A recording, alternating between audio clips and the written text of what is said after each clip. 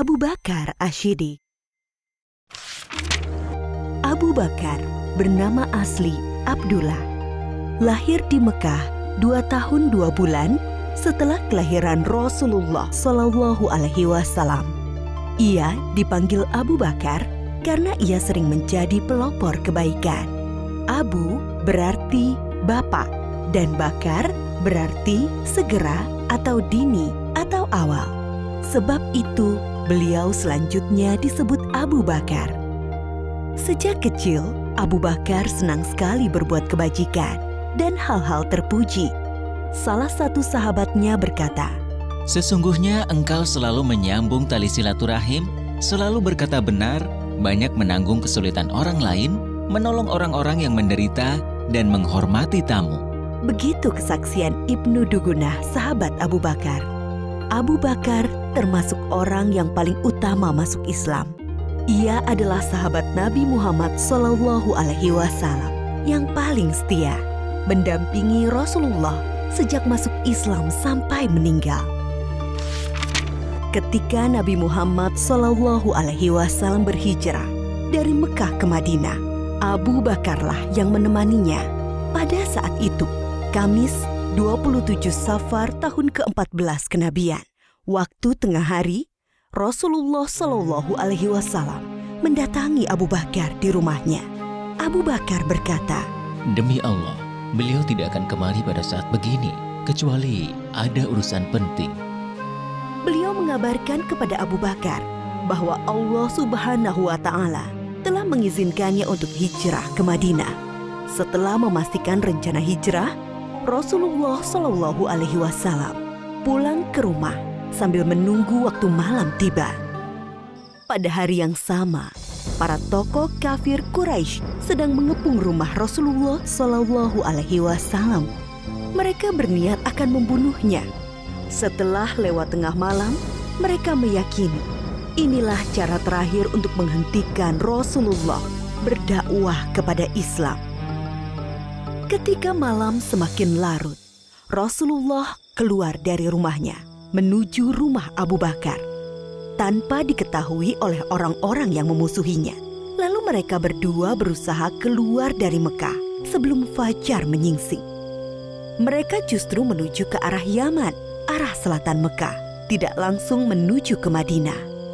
Setelah sampai di dekat bukit yang tinggi dan terjal, mereka berdua berencana bersembunyi.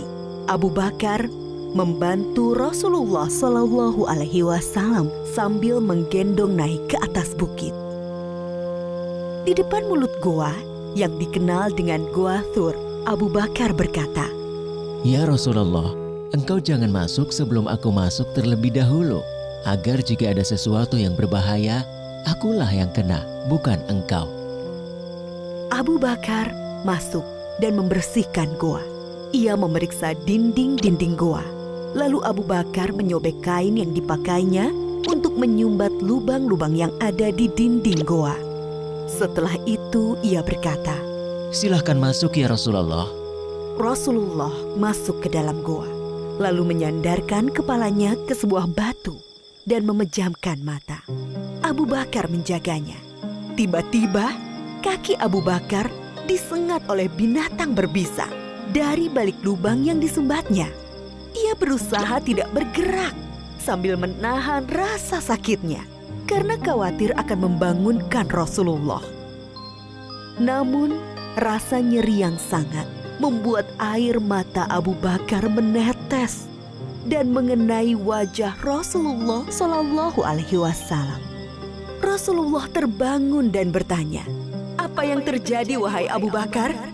"Aku disengat binatang berbisa, wahai Rasulullah." Lalu Rasulullah meludahi luka Abu Bakar dan rasa nyeri hilang seketika. Abu Bakar mendampingi Rasulullah Shallallahu Alaihi Wasallam dalam hijrah ke Madinah selama 10 hari, 3 hari di Gua Sur dan 7 hari di perjalanan ke Yatsrib, Madinah. Sampai mereka tiba di Madinah dengan selamat pada hari Senin 8 Rabiul Awal tahun 14 kenabian. Abu Bakar seorang yang pemberani. Ali bin Abi Thalib berkata, Ketika perang Badar, kami mendirikan tenda untuk Rasulullah Shallallahu Alaihi Wasallam.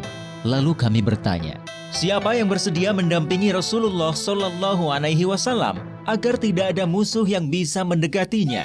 Demi Allah, tak satu pun dari kami yang maju selain Abu Bakar. Abu Bakar juga seorang yang sangat dermawan. Putri Abu Bakar, Aisyah menceritakan, ketika masuk Islam, Abu Bakar memiliki 40.000 dinar keping emas. Ia menginfakkan seluruh hartanya itu kepada Rasulullah Shallallahu Alaihi Wasallam. Abu Bakar, seorang yang cerdas dan berilmu luas.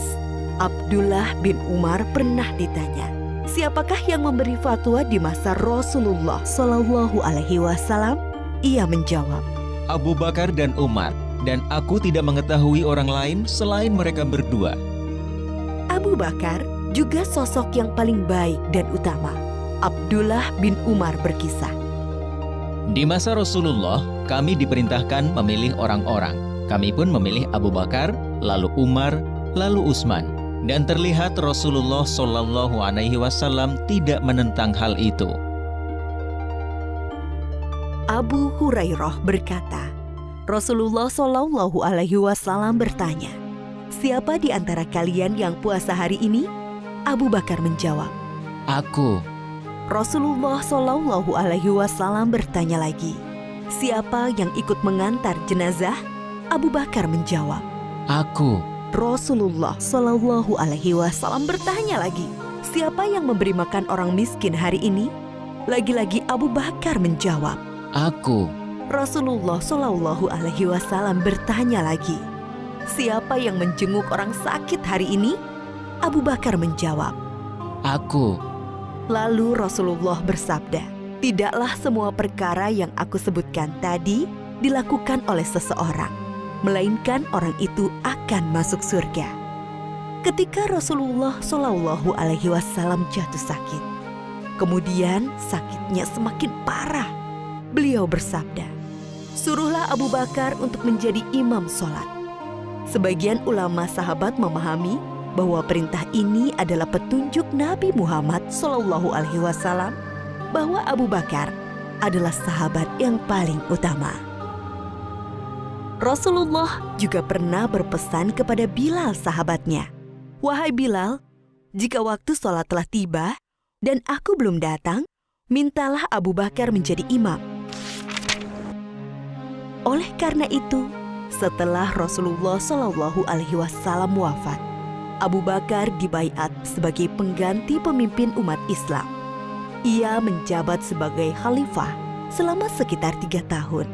Selama memimpin kaum muslimin, Abu Bakar telah banyak memberikan karya-karya penting bagi perkembangan Islam dan kemajuan kaum muslimin. Antara lain, memerangi orang-orang murtad yang keluar dari Islam, melanjutkan rencana pengiriman pasukan Usamah bin Zaid yang sebelumnya telah dipersiapkan oleh Rasulullah Shallallahu Alaihi Wasallam, memerangi para pembangkang zakat, memerangi nabi palsu Musailamah al-Kadzab, dan membukukan Al-Quran. Ide pembukuan Al-Quran datang dari sahabat Umar radhiyallahu anhu. Awalnya, Abu Bakar berkali-kali menolak pendapat itu. Namun setelah terjadi diskusi panjang, akhirnya Abu Bakar menerima hal tersebut.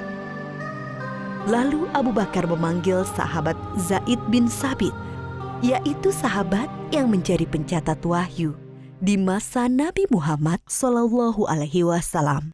Dia bercerita kepadanya, Sesungguhnya Umar telah mendatangiku dan ia berkata kepadaku, banyak sahabat penghafal Al-Quran yang gugur dalam perang Yamamah, yaitu perang melawan Musailamah al-Kadzab, sang nabi palsu dan pasukannya. Aku khawatir peristiwa serupa juga menimpa para qurra, para penghafal Al-Quran dalam peristiwa lainnya. Akibatnya akan hilang sebagian besar dari Al-Quran.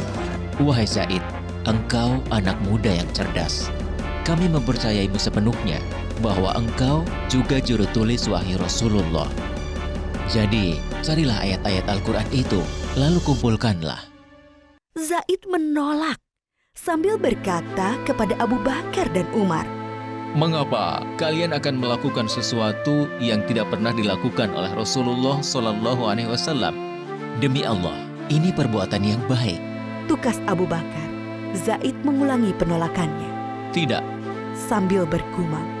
andai kata ia membebaniku untuk memindahkan sebuah gunung, itu jauh lebih ringan daripada perintahnya menghimpun ayat-ayat Al-Quran. Namun setelah diskusi, akhirnya Zaid menerima dan berkata, Akhirnya Allah Subhanahu wa Ta'ala membukakan pintu hatiku, seperti halnya Allah membukakan hati Umar dan Abu Bakar. Mulailah aku mengumpulkan ayat-ayat Al-Quran yang tertulis di dedaunan, pelepah kurma, tulang belulang, juga dari para penghafal Al-Quran. Setelah terkumpul menjadi satu mushaf, Khalifah Abu Bakar menyimpannya sampai wafatnya. Inilah jasa Abu Bakar yang sangat berharga dan masih bisa dirasakan oleh kaum muslimin hingga saat ini. Pada hari-hari terakhirnya, Abu Bakar sakit demam sekitar 15 hari. Beliau pun masih berpikir untuk kebaikan Islam dan kaum muslimin. Abu Bakar berusaha mencarikan pemimpin terbaik bagi kaum muslimin, memikirkan persatuan kaum muslimin, menjauhkan kaum muslimin dari perselisihan. Ia memanggil beberapa sahabat senior untuk dimintai pendapat tentang Umar. Ia juga meminta Utsman bin Affan untuk menuliskan surat wasiat, lalu memberinya cap stempel dan membawanya keluar untuk dibacakan kepada kaum muslimin agar mentaati keputusan Abu Bakar dalam menetapkan Umar bin Khattab sebagai penggantinya memimpin umat Islam. Aisyah, putri Abu Bakar, berkisah, pada penghujung usianya, Abu Bakar bertanya kepadanya, Pada hari apakah Rasulullah Shallallahu Alaihi Wasallam wafat? Aku menjawab, pada hari Senin. Ia berkata, Semoga aku meninggal antara saat ini hingga malam nanti. ternyata ia meninggal pada malam Selasa dan dimakamkan sebelum subuh. Abu Bakar adalah sahabat sekaligus murid dari Rasulullah Shallallahu Alaihi Wasallam. Ia mencontohkan bagaimana seharusnya sikap seseorang kepada sahabatnya dan murid kepada gurunya, yaitu rela menemani dalam suka dan duka, siap membantu dan menolong dengan harta, tenaga, waktu, bahkan jiwa, dan selalu berusaha menghormati, memuliakan, dan melindungi kehormatannya. Seseorang akan selalu dikenang baik jika ia telah berkarya untuk kebaikan umat manusia. Dan sebaliknya, ia akan dikenang buruk jika ia berlaku jahat bagi manusia. Oleh karena itu, hendaklah kita beramal baik sebanyak-banyaknya.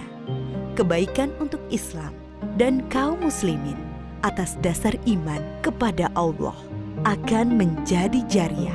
Pahalanya terus mengalir meski seseorang telah meninggal dunia.